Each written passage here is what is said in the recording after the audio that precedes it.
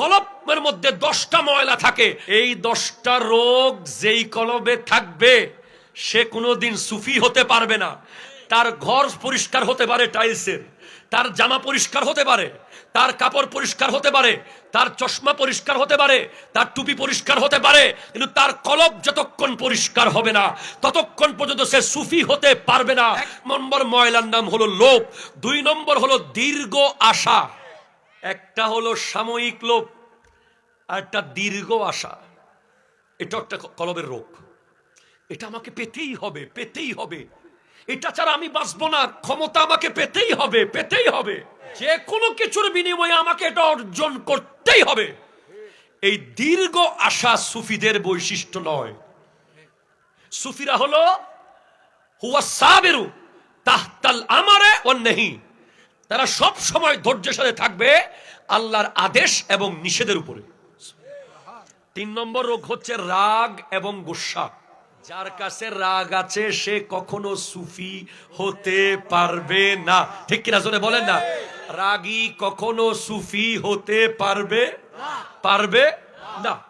4 নম্বর হলো ইম্পর্টেন্ট মিথ্যা কথা, কলবের রোগ। 5 গীবত। 6 নম্বর হলো কৃপণতা। 7 নম্বর হলো আপনার হিংসা। 8 নম্বর হলো রিয়া। 9 নম্বর হলো অহংকার। 10 নম্বর হলো কেনা কেনা কেনা। নাউজুবিল্লাহ, জোরে বলেন। এই 10টা রোগ যার কলবে থাকবে সে কখনো সুফি হতে পারবে না। তাদের মধ্যে একটা রোগের কথা আমি অবশ্যই আপনাকে বলে যাব, সেটা হলো রাগ। রাগ রাগ। আমার নবীর কাছে একজন ব্যক্তি এসে বলে, ইয়া রাসূলুল্লাহ আউসানি, ওগো নবী আমাকে ওসিয়ত করেন, আমাকে কিছু ওসিয়ত করেন, আমাকে কিছু ওসিয়ত করেন।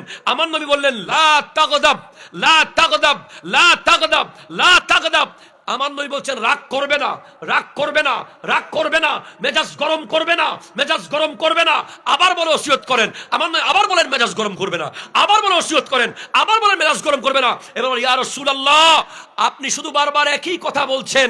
নবীজি আবার বললেন ফারাদ্দাদা মিরারান, নবীজি আবার বলেছেন মেজাজ গরম করবে না। সুবহানাল্লাহ।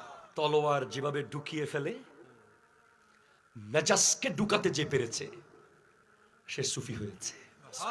তলোয়ার যেভাবে ঢুকে ফেলে, লোভকে যে ঢুকিয়ে ফেলতে পেরেছে, অহংকারকে যে ঢুকাতে পেরেছে, যে নিজের জ্ঞানের ক্ষমতা, টাকার বড়াই, বংশের বড়াই, ক্ষমতার বড়াই, পাওয়ারের বড়াই, প্রতিশোধের বড়াইকে যে ঢুকিয়ে ফেলতে পেরেছে সে সুফি।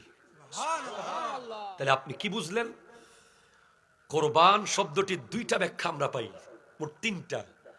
একটা হলো কোরবান স্যাক্রিফাইস, আর একটা কোরবান আল্লাহর নিকটবর্তী হওয়া, আরেকটা কোরবান হলো নিজের ক্ষমতাকে অপব্যবহার না করা।